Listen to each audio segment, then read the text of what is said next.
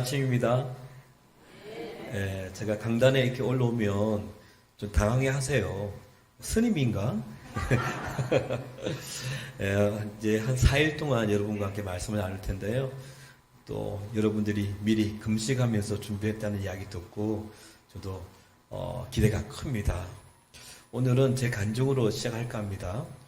몇 년 전에 맞아요. 뺄게요.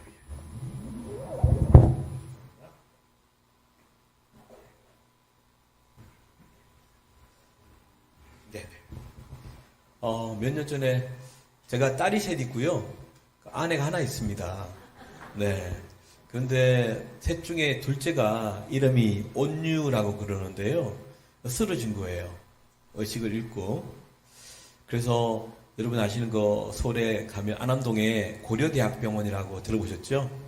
네, 큰 병원인데 거기 갔습니다. 갔더니 병명이 안 나왔습니다.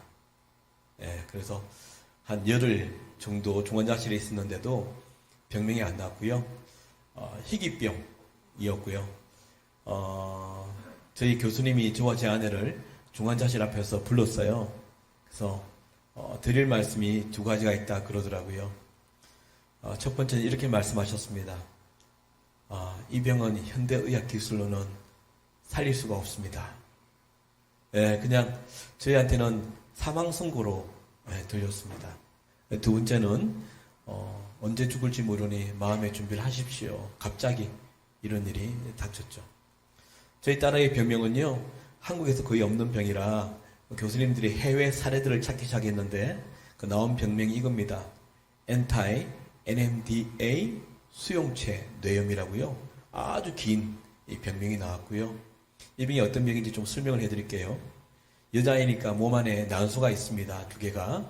근데 몸 안에 난소 위에요. 기형 종양이 생겼답니다.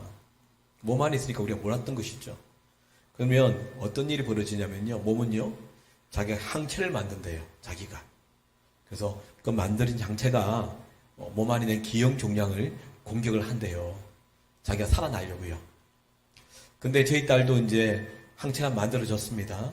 그러면 이제 기형 종양을 공격을 해야 되잖아요. 근데 그러지 않고요. 자기 몸을 공격하기 시작한 거예요. 이걸 우리는 이제 자가면역 질환이라고도 하죠. 자기 몸을 막 공격을 하면서 이것들이 뇌로 간 거예요. 그래서 뇌를 공격을 해서 8분간의 긴 발작을 일으키고 난 다음에 죽여버린 거예요. 이걸 이제 뇌사라고 이렇게 하죠. 저희 딸은 이런 일들이 벌어졌습니다. 저희 딸이 죽음 안에 있는 동안에 몸에서 드러나는 증상이 두 가지가 있었어요. 첫 번째는 뭐냐면 발작이었습니다. 뇌를 공격해서 죽여버렸던 이 양체가 몸 안에 여전히 가득 있는 거죠. 그래서 공격을 하는데 여러분 뇌가 그 신경의 중추라고 그러잖아요. 그 뇌가 죽었다는 말은 감각이 사라지고 신경이 다 죽었단 말인데요. 이 몸 안에 있는 항체가 공격을 하는데 뇌와 상관없이 몸이 반응하는 것을 제가 그때 봤습니다. 제가 그때 중환자실에서 이런 생각 해봤어요. 야, 이거랑 비슷하겠구나. 여러분, 회 드시잖아요? 회 드실 때 이제 수족관에서 화로를 꺼내요. 그래서 이제 도마에 올려놓고 큰 식칼로 내리칩니다. 그쵸? 예, 회를 떼야 되니까 목을 잘라내잖아요.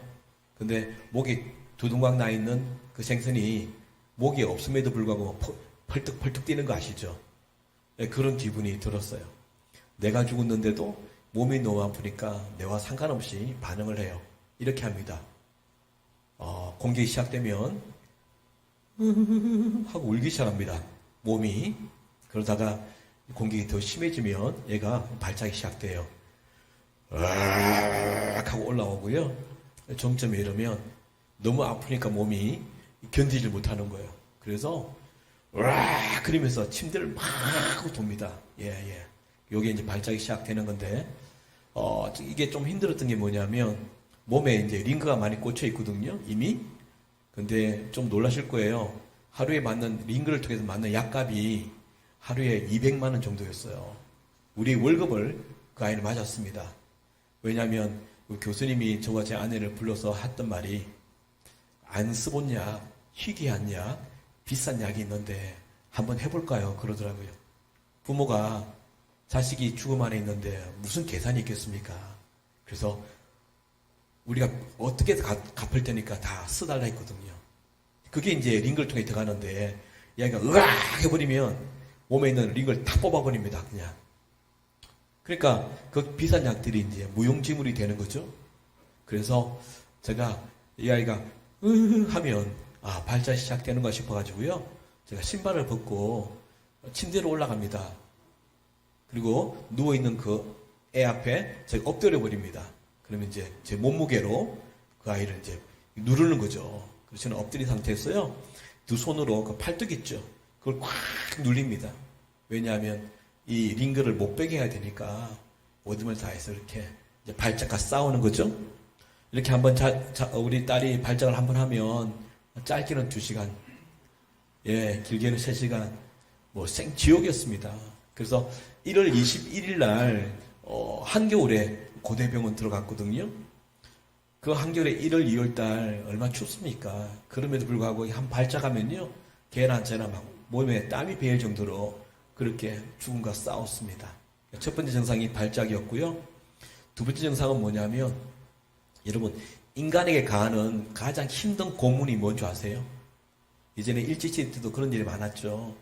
그게 뭐냐면 잠 안 재우는 고문이랍니다. 여러분 그 하루 밤새면 어떠세요? 다음날 피곤하시잖아요. 그리고 이제 눈에 충혈이 와요. 왜냐하면 실핏줄이 터져가지고 피로하니까. 그런데 저희 딸은 두 번째 증상이 24시간 눈을 뜨고 있었습니다. 이 항체가 잠을 못 자게 했습니다. 눈을 뜨고 지낸 지가 한 20일 정도 눈을 감지 않았습니다. 저는 그걸 보면서 어떻게 인간이 20일 동안 잠을 안 자면 살 수 있지? 그런 마음도 들었고요. 한 20일 넘으니까, 한 10일 정도 넘으니까요, 그 눈에 뭐 충혈이 아니라, 그 눈에 흰자위가 없어지더라고요. 흰자위가요, 분홍색으로 바뀌더라고요. 그 10일이 지나니까 찐 분홍색으로 바뀌는 인간의 눈이 아니었습니다. 이것이 두 번째 증상이었습니다. 24시간 눈을 뜨고 있는 거. 그런데 제가 진짜 마음이 아팠던 건 뭐냐면, 눈을 뜨고 있잖아요. 이 눈과 뇌가 연결되어 있는 신경이 있거든요. 그걸 우리는 이제 시신경이라고 들어보셨죠? 근데 그것도 죽은 거죠. 왜? 내가 죽었으니까요. 그러니까 눈을 24시간 뜨고 있는데 아무것도 보지 못하는 장님이 되어버렸습니다. 제가 이게 진짜 마음이 아팠습니다. 그 눈을 뜨고 있는데 저는 눈 한번 깜짝해 달라고 얼마나 소리를 지르는지 모릅니다. 근데 안 되죠. 그래서 이런 두 가지 증상이 있었고요. 제가 오늘 영상 하나 가져왔습니다. 여러분, 여기 어르신들은 많이 보실 거예요. CTS TV 아시죠? 기독교 방송인데, 거기서 연락이 온 거죠. 그래서, 제가 목사고, 사역자고, 사역자의 딸이 죽음을 했다는 소식을 듣고, 이걸 방송을 만들면, 많은 분들이 기도해 주실 것이고, 그리고 후원금으로 또 병원비 좀 도움이 되지 않겠느냐. 그래서 저희들 설득해서 찍은 영상을 오늘 가져왔거든요. 1월 21일 날 죽음 안에 들어갔고요. 2월 초에 찍은 영상입니다. 제 딸이 나올 텐데 눈을 뜨고 있지만 아무것도 보지 못하는 장님인 상태입니다. CTS 방송 부탁드릴게요.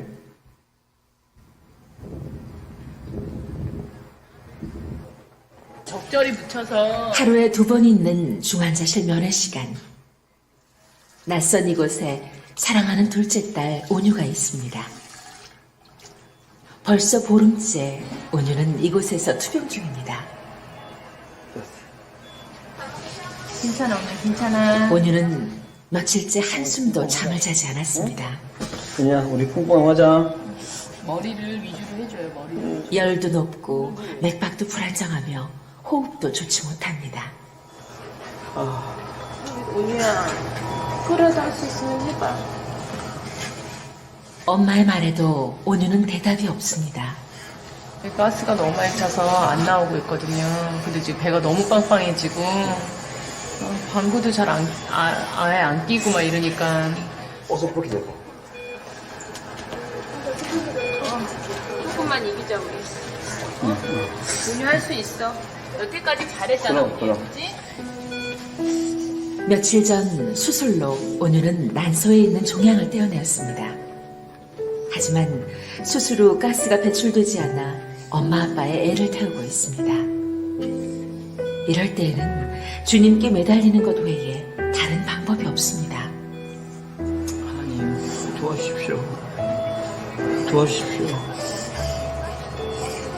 하나님, 도와주십시오. 주여. 전능하신 하나님께 간구할 뿐입니다. 조금이라도 진정이 있었으면 조금이라도 나았으면 이제 맨 처음에는 낫겠다라는 소망을 가지고 기쁨으로 있었는데 시간이 지나면 지날수록 내 믿음을 묻게 하시는 것 같아요. 우리 온유가 천천히 가도 좋으니까 나았으면 좋겠다라는 생각밖에 없어요, 솔직히. 지난 보름 동안 온유에게는 여러 차례 위험한 순간이 찾아왔습니다. 그때마다 병명조차 모르는 병과 싸워야 했습니다. 네, 여기까지 해주시고요. 감사합니다. 이렇게 그냥 죽음이라는 단어가 그냥 어느 날 갑자기 문득 저희 가정에 찾아왔습니다. 인생이 그렇지 않습니까? 어느 날 문득, 그죠? 여러분 아시겠지만 중환자실은 면회밖에 안 됩니다. 아시죠?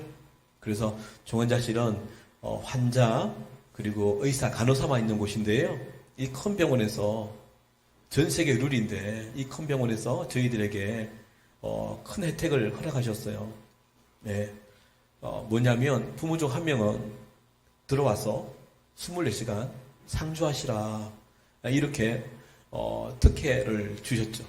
그런데 그게 들어갔더니 특혜가 아니더라고요.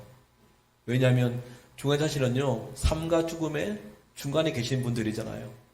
모두가 날 살려달라고 얼마나 소리 치는지 몰라요. 그런데 저는 알았습니다. 왜 우리를 넣어줬는지. 예. 여러분, 저희 딸은 한번 발작하면 2-3시간 하는데, 저희가 무슨 VIP라고 간호사가 그 아이와 싸우겠습니까? 끌어안고, 그죠? 부모밖에 할 수 없음을 알고 있었기 때문에 우리를 넣어줬고요. 또 그 아이의 몸의 체온이요, 늘 40도, 41도였어요. 우리 어머님들은 잘 아시죠? 어린아이의 제일 무서운 병이 열병인 거거든요. 36.5도가 정상 체온이고 38.5도부터는 이제 끓는다 그러잖아요. 네, 저희가 40도, 41도였습니다. 왜냐면요, 몸에 우리 뇌를 죽였던 항체 있잖아요. 그게 몸 안에서 계속 분열을 해요, 분열을.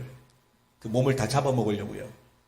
그때마다 심한 발열을 한답니다. 그래서 우리한테 주어진 임무 중에 큰 임무 중 하나가 뭐냐면 열을 잡는 거였거든요. 아니, 열 잡으려면 해열제 쓰면 되잖아. 아니요. 아무리 약을 써도 1도도 안 떨어져 가지고요. 어떻게 열을 잡았냐면 한겨울이잖아. 1월, 2월. 여러분, 사람 죽으면 시체를 염한다는 말 들어보셨나요? 예, 사람이 죽으면 다 벗겨서 몸 구석구석 알코올로 닦아내잖아요. 그것처럼 딸아이의 몸을 다 벗겨가지고요. 24시간 그 차가운 얼음물 같은 물에 한겨울에 수건을 넣어서 짜서 24시간 닦아냈습니다. 이거 누가 하겠습니까? 이 짓은 부모밖에 할 수 없음을 알고 우리를 넣어줬구나 그랬고요. 참 힘들었습니다. 한 단면으로, 한 예로 중환자실과 일반 병실의 차이가 있는데요. 가장 큰 차이 중에 하나가 뭐냐면 중환자실은 간이 침대, 간이 의자가 없습니다. 그렇죠? 왜? 보호자라는 개념이 없잖아요. 근데 우리가 들어갔으니까 들어가면요 18시간을 서 있어야 됩니다. 예, 우리가 우리 마음대로 왔다 갔다 교대할 수 없거든요. 병원이 주어진 시간대로 움직여야 되니까. 한번 생각해 보시면 18시간을 서 있는 거예요. 예.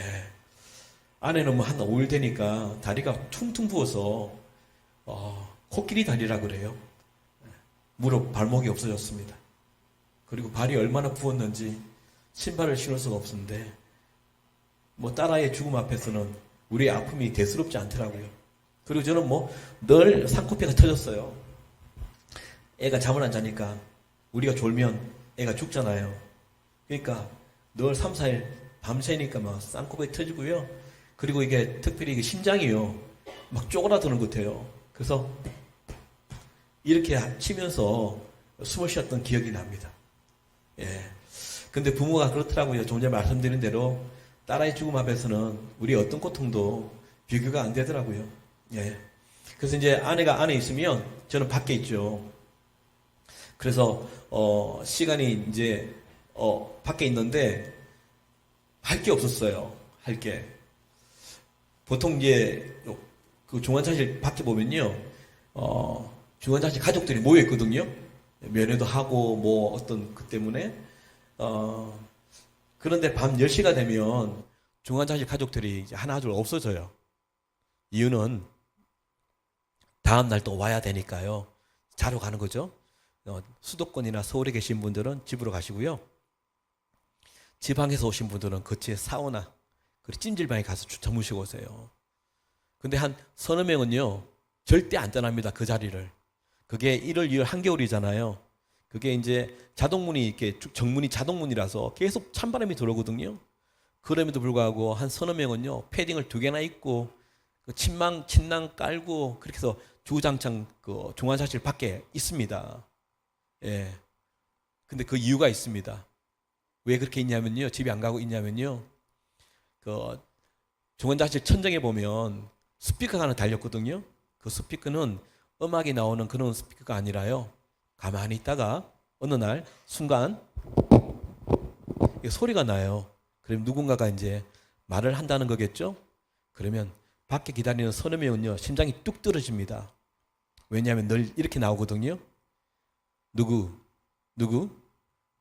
가족 들어오세요. 죽었단 말이죠.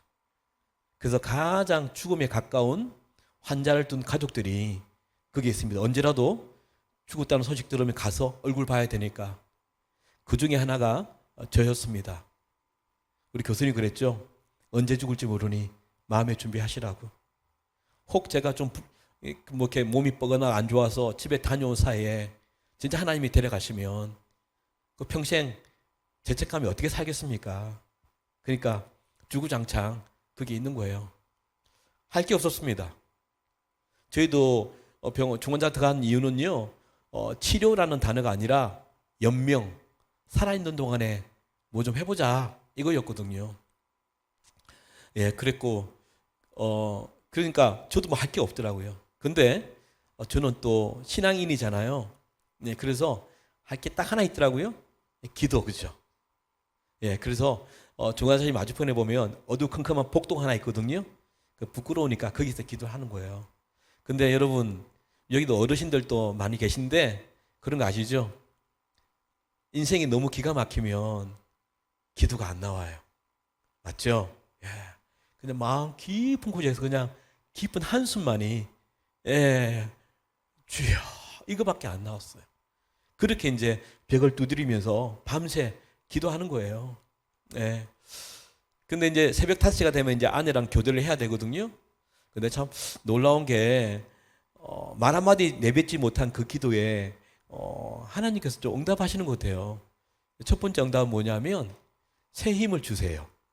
예, 밤새 자지도 못했는데 해보자 오늘. 하나님이 함께 하신다니까 이런 새 힘이 주어지고, 두 번째는 뭐냐면 막연한 기대감.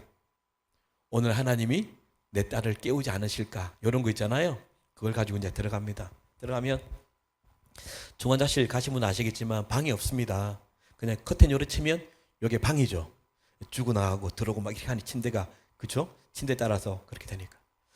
저기 보면 이제 딱 들어가면 제 딸아이의 침대 그 카튼이 보이거든요. 마음의 준비를 해요. 듣지도 보지도 못하지만 힘있게 밝게 좋은 기운으로 밤새 기도했으니까 하고 들어와서 이제 커튼을 열면서 언유야 아빠야 하고 제가 환하게 웃거든요. 근데 그 순간 어떤 일이 벌어지냐면 이분 눕고 있는데요. 눈에 눈물이 뺨을 타고 흐른다 그런 눈물이 아니라요. 그때 제가 흘렸던 눈물은 총알이었습니다. 눈물이요. 이렇게 터져나가더라고요. 누워있는 그 딸이 제 딸이 아닌 거예요.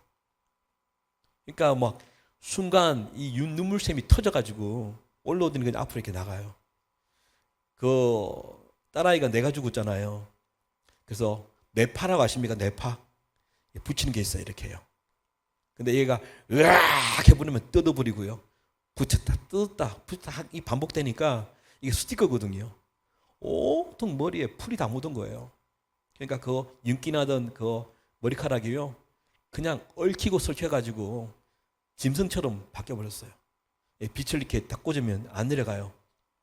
죽음 안에 있는 아이가 뭐 샤워를 하겠습니까?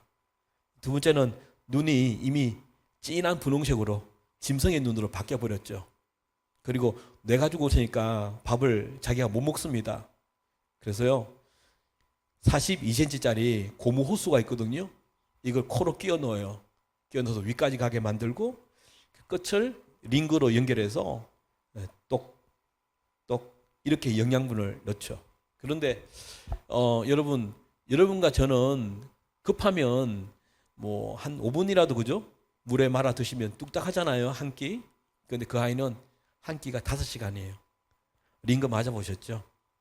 예, 그러니까 새끼를 먹어야 되니까 하루 종일 밥을 먹는 거예요. 보면.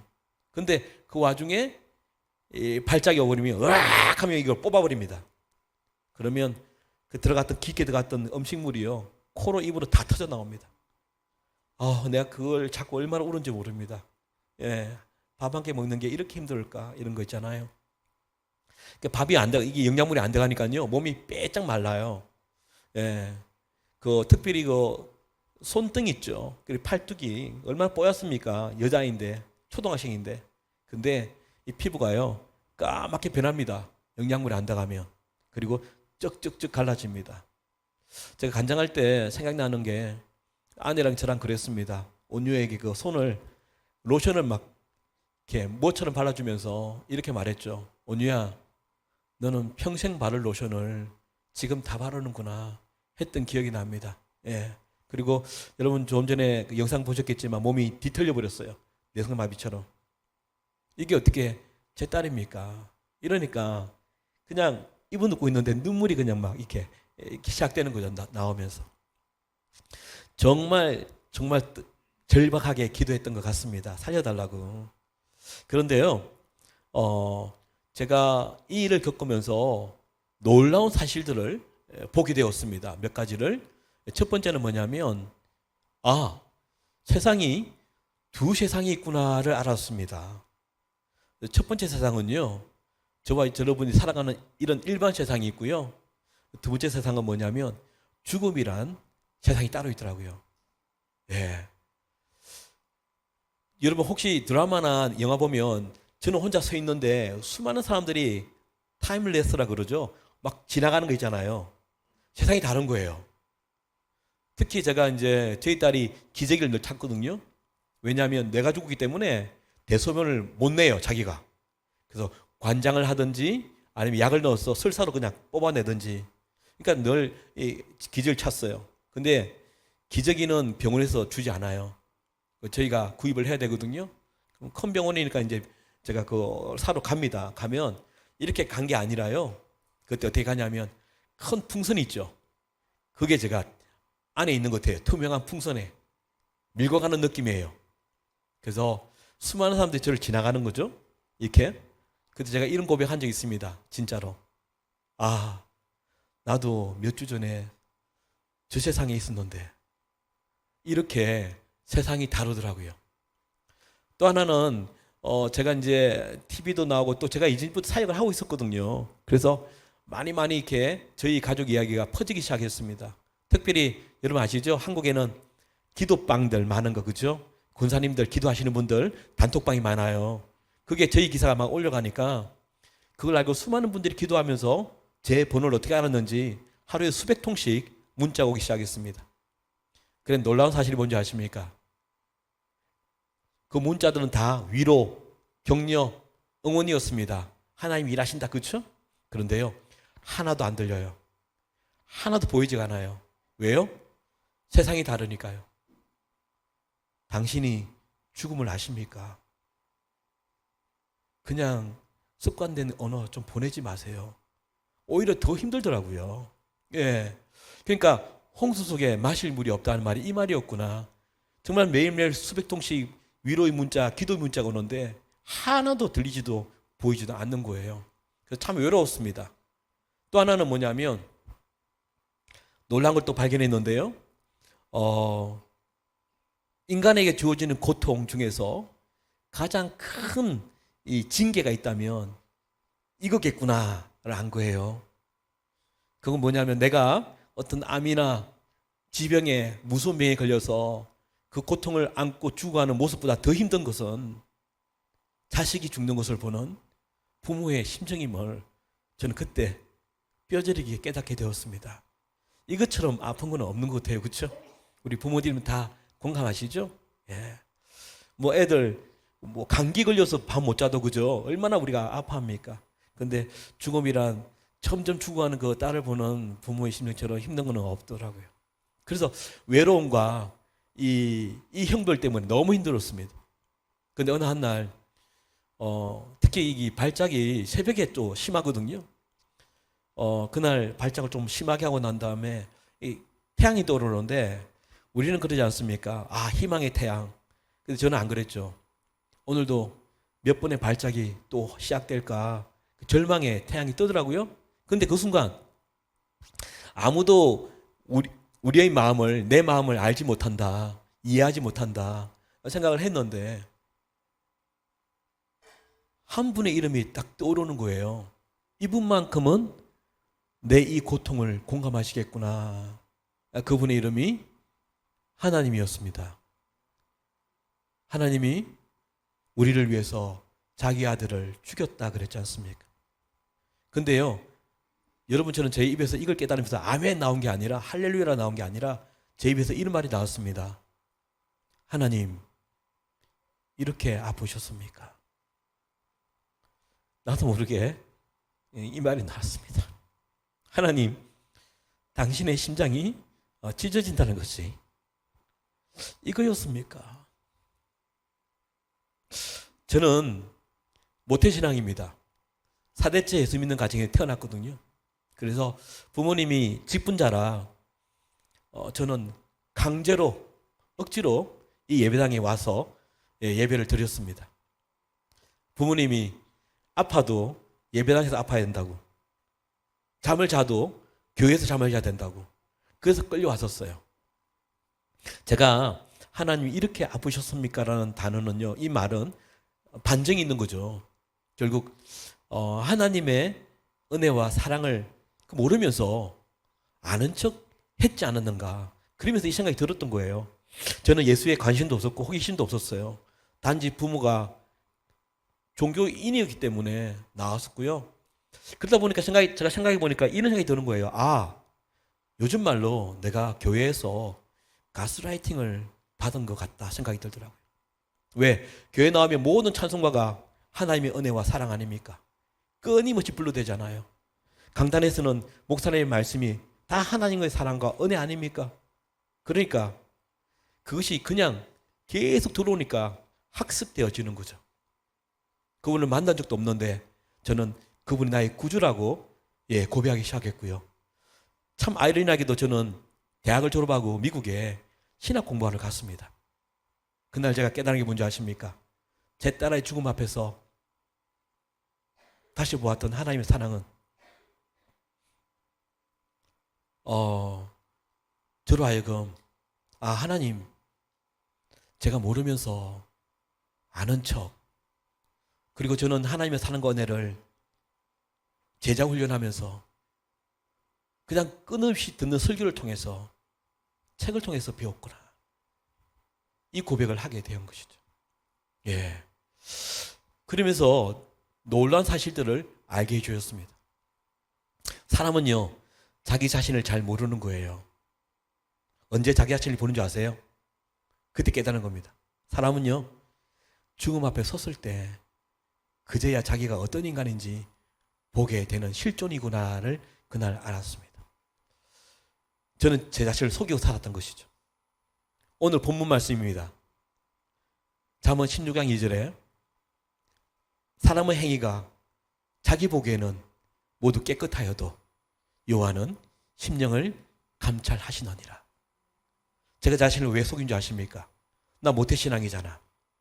4대째 예수 믿는 가정에 태어났잖아. 적어도 50년을 나는 신앙생활을 했잖아. 나 목사잖아. 저는 일 터지기 전에 전국을 다니면서 집회라고 다녔었어요. 이런 것들이 나로 하여금 나는 진짜잖아라고 오해하게 살게 만든 거예요. 오늘 제가 여러분을 도전하는 것은 혹시 저 같은 사람이 있다면 돌아보십시오. 나 모태신앙이잖아. 신앙연수가 몇십 년인데 내 직분이 뭔데? 내가 봉사를 얼마나 열심히 하는데? 라고 생각하면서 나는 괜찮은 신앙이라고 살아간다면 오늘 귀 열고 들으시기 바랍니다. 아멘? 예. 그래서 저는 그날 이 묵상을 하면서 하나님께 고백했던 게 뭐냐면 하나님, 제가 가짜 목사였네요 하는 고백을 하게 되었어요. 죽음 앞에 서니까 내 죄악들이 다 드러나는 거예요. 여러분 디모데 후서라는 책이 있습니다. 아시죠? 그 책은요 바울이 썼던 13권 중에 마지막 죽기 전에 순교하기 전에 적었던 책입니다. 그러니까 유언장 같은 책이고요. 4장밖에 없습니다. 근데 3장에 어떤 말씀이 있냐면요. 말세에 일어나는 징조에 대해서 말하는데 보통 사복음서나 계시록이나 고린도전서 보면 말세에 일어나는 징조가 나라와 나라가 전쟁을 하고 지진과 기근이 일어나고 전염병이 돌고 불법이 성행하고 이런 거잖아요. 근데요. 디모데후서 3장은요. 인간을 통해서 말세에 일어나는 징조에 대해서 이야기하고 있습니다. 잘 들으셔야 됩니다, 여러분. 어떤 징조가 일어나냐면 가짜들의 징조요. 제가 한번 읽어볼게요. 너는 이것을 알라. 말세에 고통하는 때가 이르러 사람들이 자기를 사랑하며 돈을 사랑하며 자랑하며 교만하며 비방하며 부모를 거역하며 감사하지 아니하며 거룩하지 아니하며 무정하며 원통함을 풀지 아니하며 모함하며 절제하지 못하며 사나우며 선한 것을 좋아하지 아니하며 배신하며 조급하며 자만하며 쾌락을 사랑하기를 하나님 사랑보다 더하며 경건의 모양은 있으나 경건의 능력은 부인하니 이 같은 자들에게서 네가 돌아서라. 말세에 가짜로부터 돌아서라 그랬는데 제가 그 가짜였습니다. 딸아이 죽음 앞에 서보니까 제 모습이 보이기 시작했고요. 제가 성경에서 말하는 그 가짜였구나. 가짜의 징조가 뭡니까? 첫 번째, 사람이 자기를 사랑하며. 여러분 교회 왜 나오십니까? 많은 분들이 예수 믿으면 잘 된다더라. 예수 믿으면 만사 형통하고 무병장수한다더라. 나를 위한 것이죠. 그래서 우리 기도 제목은 다 하나님 해주세요. 도와주세요. 소원을 들어주세요. 저는 사실 신앙인인 줄 알았거든요. 신앙인은 뭡니까? 말씀에 뿌리를 내려서 그 말씀을 순종하고 복종해서 좁은 길을 걷는 사람들 아닙니까? 저는 신앙인 줄 알았는데 그날 죽음 앞에서 아니었음을 알게 되었어요. 교회에서는요, 신앙인처럼 아멘, 아멘, 믿습니다, 순종하겠습니다라고 하지만 이 신앙보다 더 큰 힘이 저를 좌지우지했던 것을 그날 보게 되었습니다. 그 큰 힘이 뭔지 아십니까? 내 신념요. 내가 경험했던 경험, 내가 추구하는 가치, 그리고 신앙보다 더 큰 힘은 내 이념. 그래서 저는 신앙인처럼 살았는데 돌아보니까 그날 죽음 앞에서 아니었구나. 그래서 교회에서는 좁은 길을 걸으며 밤낮 기뻐한다고 소리쳤지만 우리 좁은 길 걷지 않습니다. 왜요? 좁은 길은요, 내게 있어서 미련하거든요. 좁은 길은요, 손해보거든요. 좁은 길은요, 불편하거든요. 그래서 안 걷습니다. 그래서 세상은 우리를 뭐랍니까? 기독교들. 네 이웃을 네 몸처럼 사랑하라고 예수님이 말씀하셨지 않냐? 근데 더독해. 더 지독해. 돈이 개입되면 가만히 안 있습니다. 조금이라도 손해나면 사나워지고 더 지독해집니다.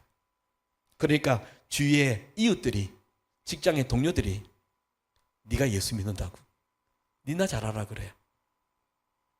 결국 우리는 예수를 믿는 이유는 뭐? 나를 위해서 신이 필요했던 거예요. 근데 우리는 뭐래요? 아니래요. 우리는 예수를 위해 산다고. 천만에요. 한국 교회는 사랑을 나누지 않습니다. 자기 희생 안 합니다. 왜 큰 교회로 가는 줄 아십니까? 큰 교회 가면요, 할 거 없거든요. 기둥 뒤에 숨어서 자기 들을 것만 듣고 교회 섬기지 않고 갈 수 있거든요. 좋은 교회 가면요, 할 게 너무 많아서 자기 희생이 너무 큰 거예요. 시간, 돈, 에너지. 그리고 교회에서 헌금 이야기하면 싫어합니다. 선교 이야기하면 싫어합니다. 왜? 내 희생을 강요하는 것 같으니까. 그래도 뭐래요? 내가 그리스도와 함께 십자가에 못 박혔다고. 자기 중심적인 삶을 살면서 신앙생활을 하면서 하나님 중심이라고 오해하는. 그래서 첫 번째 말세에 일어나는 징조가 뭐? 사람들이 자기를 사랑하며. 근데 그게 저였습니다. 두 번째 징조가 뭔지 아십니까? 돈을 사랑하며. 여러분, 제가 여러분 여쭙습니다. 여러분, 돈이 좋습니까? 아니면 예수가 좋습니까? 입으로는 그래요. 예수가 좋다라고 노래도 하잖아요. 근데 예배당 나가면 뭐 때문에 삽니까? 뭐 때문에 에너지를 다 쓰고 시간을 다 사용합니까? 돈 아닙니까? 그리고 우리의 희노애락의 동기가 어디 있습니까? 예수 때문입니까? 예수 때문에 기쁘고 예수 때문에 슬퍼하고 예수 때문에 희망을 가지고 예수 때문에 절망했습니까? 아니면 돈 때문입니까? 근데 저는 돈이더라고요. 이것들이 죽음 앞에서 드러나기 시작했습니다. 여러분, 시간이 없으니까 좀 내려가서 이런 말씀 있잖아요. 쾌락을 사랑하기를 하나님보다 더 사랑하며. 입으로는 그럽니다. 이전보다 주님을 더 사랑하겠다고. 아버지 사랑한다고. 주 예수 밖에는 없다고. 세상 즐거움 다 버렸다고. 그런데 여러분, 핸드폰 집에 놔두고 나오면 어떻게 됩니까? 대재앙이 시작된답니다. 이거 없이는 하루를 살 수가 없어요. 애들뿐만 아니라 어른들도 그렇죠? 이거 보고 다 드라마 다 보잖아요. 이거 보고 다 게임 하잖아요. 이거 보고 남자 어르신들 유튜브 정치 다 보잖아요. 이거 가지고 계좌 이체도 하고요. 이거 가지고 대중교통도 사용하고 다 하잖아요. 이거 없으면 살 수가 없어. 혹시 놔두고 핸드폰 나고 나오면 다시 집에 가서 가져오잖아요. 그런데 예수는, 예수 없어도 우리는 거뜬히 하루 삽니다. 드라마 한 편은 놓칠 수가 없습니다. 어떻게든 피곤해도 봅니다. 그런데 예수는 지난 주일 쑤셔 놓았던 그 가방에서 꺼내서 다시 1시간, 2시간 읽습니까? 유튜브는 순간 순사 간다 그러잖아요. 1-2시간 그냥 훅훅 날아가는데 주님 앞에 나와서 기도하는 거는 너무 답답하고 그래서 하지 않는다고. 근데 돌아보니까 제가 그랬더라고요. 말씀은요, 설교하기 위해서 펴놨던 성경 말씀이었어요. 제가 그날 딸아이 죽음 앞에서 제가 조명이 된 거예요. 그래서 제가 그때 딸아이 죽음 앞에서 고백했던 것이 하나님께, 하나님, 제가 가짜였습니다. 이런 고백을 하게 되었습니다. 오늘 제가 여러분에게 도전합니다. 혹시 저처럼 종교 행위로, 직분으로, 신앙연수로 오해하고 살았다면 오늘 들통나시는 은혜가 있기를 바랍니다. 여러분, 하나님 우리 속일 수 없습니다. 아시죠? 갈라디아서 6장 7절에 뭐랬습니까? 8절에 스스로 속이지 말라. 하나님은 업심여김을 받지 아니하시나니 사람이 무엇을 심든지 그대로 거두리라. 자기의 육체를 위하여 심는 자는 육체로부터 서거질 것을 거두고 성령을 위하여 심는 자는 성령으로부터 영생을 거두리라 했는데, 우리의 기도 제목 보면 다 알지 않습니까? 내 육체를 위해서, 내 가족과 내 자녀들의 번영과 출세와, 그러면 결국 영생과 상관없는, 구원과 상관없는 서거질 것을 거두게 되는 것이죠. 여러분, 열처녀 비유 아시죠? 10명이 다 신랑 예수를 기다리고 있었습니다. 그런데 반타작이었지 않습니까? 여러분, 열처녀는 다 교회를 다녔던 사람들이에요. 그 중에 우리가 들어갈 수 있을까? 조명하기 위해서 이번에 이 집회를 마련한 거 아니겠습니까? 그래서 오늘 제목이 들통이 나야 형통이 흐른다. 여러분, 하나님 다 아신대요. 디모데후서 2장 19절에 주께서 자기 백성을 아신다 하며 그랬습니다. 여러분, 여기 한 100명 넘게, 한 150명이 앉아 계시지만 누가 진짜인지 가짜인지 하나님 다 아신대요. 그런데 이게 왜 중요한 줄 아십니까? 하나님은 자기 백성에게만, 당신의 자녀에게만 하늘의 복을 주신다는 거 여러분 아십니까? 가짜로 살면 백날, 천날 예배당을 왔다 갔다 하고 봉사를 열심히 해도 하늘의 복을 못 누리고 살죠. 그래서 종교행위를 깊게 해도 얼굴에 늘 그늘지고 걱정, 근심, 염려, 두려움으로 사는 거 아십니까? 저는 오늘 거기서 해방받기를 바랍니다. 그래서 들통 나셔야 형통이 일어납니다. 그래서 오늘 우리 주님께로 돌아가는 놀라운 시간이 되기를 바랍니다. 아멘. 아멘, 아멘. 그래서 여러분 시편 29편 11절에 여호와께서 자기 백성에게 새 힘을 주시며 여호와께서 자기 백성에게 하늘의 복을 주신다 그러지 않습니까? 그래서 오늘 저는 여러분이 혹시 저 같은 인생을 살았다면 들통 나셔서 하늘의 복을 누리시기를 바랍니다. 아멘. 그리고 또 하나는요, 이게 퍼즐이 딱 맞춰진 거예요. 뭐냐? 우리 딸이 들어갈 때 병원에 그랬습니다. 현대의학 기술로는 살릴 수 없다고요. 그러면 누구만이 우리 딸을 살릴 수 있습니까?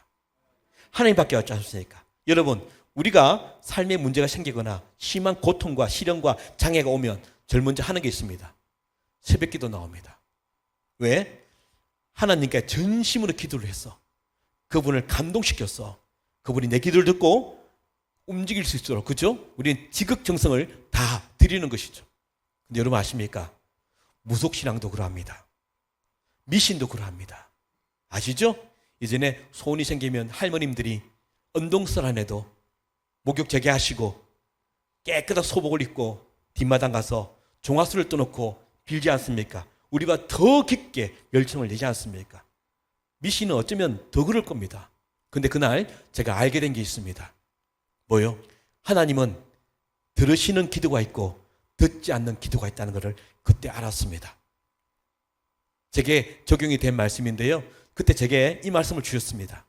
시편 66편 18절. 내가 내 마음에 제 악을 품었더라면 주께서 듣지 아니하시라.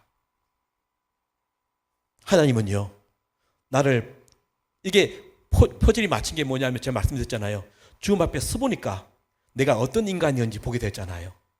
쾌락을 사랑하고 엄란의 세상의 가치에, 그 가치를 이루기 위해서 거짓말, 편법, 불법 다 했던 그런 가짜 목사였지 않습니까? 이런 기도는 듣지 않으신답니다. 이것이 해결되어야 된답니다. 내가 내 마음에 제 악을 품었더라면 주께서 듣지 아니하시리라. 그리고 다음 주신 말씀이 있습니다. 이사야 59장 1절, 2절, 3절입니다. 여호와의 손이 짧아 구원하지 못하심도 아니요 귀가 둔하여 듣지 못하심도 아니라 오직 너희의 죄악이 너희와 너희 하나님 사이를 갈라놓았고 너희 죄가 그의 얼굴을 가리어서 너희에게서 듣지 않으시게 함이니라. 죄악이 하나님과 우리 사이를 갈라놓았고 그 죄악으로 인해서 하나님이 얼굴을 돌려버렸고 우리 기도를 듣지 않는다. 이는 너희의 손이 죄악에 들어오졌으며 너희 손가락이, 너희 피가 너희 손가락에 죄악에 들어오졌으며 너희 입술은 거짓을 말하며 너희 혀는 악독을 내밀어. 그래서 하나님이 들을 수가 없다는 것이었습니다. 그리고 마지막 확인 사살하는 말씀을 주셨습니다. 야고보서 5장 16절입니다. 너희는 너희 죄를 고백하고 병이 낫기를 위하여 서로 기도하라. 의인의 간구는 역사하는 힘이 큼이니라. 아, 하나님이 들으시는 기도가 의인의 간구였구나. 여러분 기도해도 하나님이 바로바로 안 들으시죠? 어쩌면 그 이유가 있을 겁니다. 여전히 죄를 좋아하고 죄를 사랑하고 죄를 누리면서 기도 양만 느리니까 하나님이 들을 수가 없었겠구나. 그래서 저는요, 제 딸을 살려달라는 그 기도 하나님이 듣게 하시려면 죽음 앞에서 드러난 나의 죄악들이 먼저 해결이 되어야 되는구나, 이걸 알게 된 겁니다. 그래서 저는 그 딸의 죽음 앞에서 끊임없이 죄악들을 하나님께 토하게 되었습니다. 제 딸이요, 꼭 그런 것 같았어요. 죽음 앞에서 안에서 있으면서 꼭 이렇게 저에게 메시지를 주는 것 같았어요. 아빠, 당신이 하나님 앞에서 어떤 인간인지 좀 봐. 이렇게 저는 들통이 나는 일들이 계속 일어났죠. 자, 이제 결론으로 가겠습니다. 한 달 반이 지났는데 병원에서 연락이 왔습니다. 나가랍니다. 왠지 아십니까? 포기요. 그때 병원비가 한 달 반 있었는데 1억 6천이 나왔습니다. 예, 왜냐면 매일 몇백씩 맞았으니까요. 그리고 5,300유로를 왔습니다. 왔는데 아내가 그래요. 자기야, 막내도 이상해 그래요. 언니 동생이 있었거든요. 또 왜? 그러니까 말과 행동이 이상해. 그래서 진료를 받았습니다. 받았더니 어느새 이 막내도 심각한 병에 걸린 거예요. 그 병이 소아 우울증입니다. 병원에 오면 언니 죽어 있죠. 발작하죠. 집에 가면 아무도 없습니다. 엄마 아빠가 병원에 매달려 있으니까. 그리고 우리가 돌보지 못하니까 우리가 어떻게 했냐면요, 동양 젖주듯이, 저희는 알지만 우리 지인들은 알지만 얘는 모르잖아요. 이 집에 이틀, 이 집에 3일, 이 집에 3일 계속 이렇게 맡겨놨더니 눈 뜨면 낯선 사람, 눈 뜨면 낯선 곳, 이런 분과 밥을 먹고 지내니까 이 아이가 우울증이 온 거예요.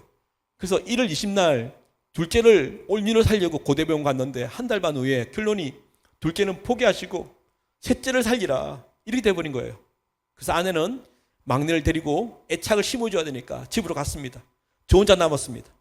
3월 20일입니다. 딱 2달 되는 날 새벽 1시에 이 아이가 또 발작을 하는데 그날따라 발작이 너무너무 심한 거예요. 와, 그런데 옆에 아내도 없죠. 어떻게 하나. 그런데 그 순간에 엄청난 일이 터져버렸습니다. 그 두려운 밤에 제가 깜짝 놀래가지고 제가 가지고 있는 핸드폰을 꺼내서 영상을 찍었거든요. 그날 찍은 영상 가져왔습니다. 영상 1 부탁드릴게요. 예수님? 할렐루야. 아멘. 이게 새벽 1시에 이 아이가 그러면서 막 발작하더니 그래요. 막 뭔가를 말하려고 하는 것처럼 보였습니다. 그래서 제가 언니야 왜 그랬는데 이 죽어만 있다 아이가 기도소를 하더니 눈물을 펑펑 흘리면서 입을 열었는데 예수라고 이렇게 말하면서 깨어난 겁니다. 할렐루야. 예. 병원이 완전히 뒤집어졌습니다. 기적이라고 한 달 반 동안 1억 6천을 썼어도 우리가 포기했는 일을 이렇게 살아난 거 아닙니까? 그래서 저는 기적이라는 단어보다도 시편 7편 10절에 이런 말씀이 있습니다. 나의 방패는 마음이 정직한 자를 구원하시는 하나님께 있도다. 내가 그 말씀을 받아들이고 내 죄악들을 하나님께 다 고하고 토해냈더니 정직한 자의 기도를 들으시는 하나님. 그래서 잠언 15장 8절에 그런 말 있지 않습니까? 악인의 제사는 여호와께서 미워하셔도 정직한 자의 기도는 그가 기뻐하셨느니라. 우리의 들통남 없이 예배드리는 거 하나님 전혀 기뻐하지 않는다고. 그러나 우리를 다 토어난 다음에 주님께 나가는 우리의 모습을 기뻐하신다고 말씀하지 않았습니까? 할렐루야. 하여튼 저희는 이렇게 목사님 감사합니다. 예. 이렇게 죽음에서 깨어났는데 인생이 그렇지 않습니까? 하나의 산을 넘으면 또 산이 있지 않습니까? 그 다음 산이 뭐냐면 깨어났는데 면역력이 제로 없습니다. 예, 그래서 여러분 무균실 병실이라고 아십니까? 그게 지금 늘까 말까 의사들이 교수들이 의논하기 시작했고요. 깨어났을 때 근육이 사라지고요. 지방 단백질이 없어졌습니다. 그리고 빼짝 마르고요. 이게 다리고 발인데 뼈가 굳어버렸습니다. 어린아이는 움직이지 않으면 스케줄이 굳어버린답니다. 그래서 마사지사들이 막 두 번 와가지고요. 막 풀기 시작하면서 내과 교수, 재활학과 교수, 영양학과 교수, 소아과 교수가 모였습니다. 이 아이가 살아났는데 코로 늘 들어갔기 때문에 이게 막 발작을 하니까 아시거든요. 그래서 영양분이 못 들어와서 그런데 깨어났으니까 입으로 먹을 수 있다면 됐다. 그래서 입으로 먹을 수 있는지 실험을 하자 그랬어요. 그래서 삼청에 가면요 영상의학실이 있습니다. 그래서 데려갔습니다. 영상의학실은 뭐냐면 여러분 그 엑스레이 아시죠 여러분? 엑스레이인데 영상입니다. 그 카메라 앞에 앉아 있으면요 이렇게 돌리면 두개골이 다 보이는 거예요 모니터에. 그래서 이렇게 앉히고 교수님이 온유야 입을 좀 열래. 그리고 입을 열었어요. 그때 요플레 있죠. 요플레를 한 스푼 딱 떠서 혓바닥에 올려놨어요. 이걸 꿀쩍 삼키면 입으로 먹을 수 있겠구나 이렇게 이제 실험을 한 건데 그걸 못 넘기는 거예요. 그래서 이 교수님이 아니 애가 깨어났고 살아났는데 이게 고체도 아니고 이게 맛있는 액체인데 왜 못 먹지? 그러면서 이제 모니터를 막 이렇게 보시더라고요. 저는 이제 못 모르고 뒤에 이제 서 있었거든요. 서 있으니 이분이 막 보다가 뭘 딱 발견하고 혼자말로 이렇게 말씀하셨어요. 제가 잊지 못하죠. 아이고 목에 근육이 사라졌네. 2달 이상 코로만 다 갔잖아요. 이걸 안 쓰니까 근육이 사라진 거예요. 그래서 다시 그 애를 안고 그 빼빼 마른 막 움직이지 못하는 애를 안고 올라왔죠. 그리고 8일이 지났습니다. 3월 20날 예수가 깨어난 이후로 8일이 지난 다음에 하나님이 또 다른 기적을 대낮에 보여주셨습니다. 영상 가져왔거든요. 부탁드리겠습니다. 할렐루야. 할렐루야. 세빈 씨 기다려줘요. 이야, 이거 기적인데 어떻게 됐어? 됐어? 됐어? 기적이에요, 기적. 하나님이. 할렐루야. 예. 여러분 제가 지어내겠습니까? 여러분 그 우울증 걸렸던 그 동생이 7살짜리가 언니가 걸어 나오니까 너무너무 기뻐서 망한지처럼 복도를 뛰쳐다녔습니다. 예, 그래서 3월 20날 예수라고 깨어났고 3월 28날 걸었고 3월 31일 날 퇴원했습니다. 할렐루야. 예. 왜냐하면 처음 들어갈 때도 병원에서 할 게 없다 그랬고요. 이 일이 벌어지는 것도 할 게 없다 그랬어요. 그래서 암 환자처럼 5년 외래로 하자 이렇게 된 겁니다. 그때 4월 5일이 부활절이었습니다. 부활절. 그래서 제가 사순절 기간에 고난주 기간에 제가 그런 기도를 했거든요. 하나님 로마서 8장 11절에 예수를 죽은 자 가운데서 다시 살리신 하나의 영이 우리 안에 있으면 마땅히 우리 죽을 몸도 살게 하신다 하지 않았습니까? 그 말씀 잡았습니다. 하나님 예수를 살리신 그 하나님의 영이 우리 딸 살리게 하셨어. 부활절날 곧 오는데 예배당 가서 하나님이 살아계시다는 거 증명하는 증인되게 해달라고 제가 그렇게 기도를 했거든요. 근데 하나님이 깨어나게 하셨잖아요. 그죠? 그래서 저한테 이제 제 차례가 된 거죠. 그래서 제가 교회 전화했습니다. 저도 한 2,000명 되는 교회 출석하는 교회인데 그 목사님 전화 드렸죠. 4월 5일 가겠다고 했더니 목사님이 못 믿는 거예요.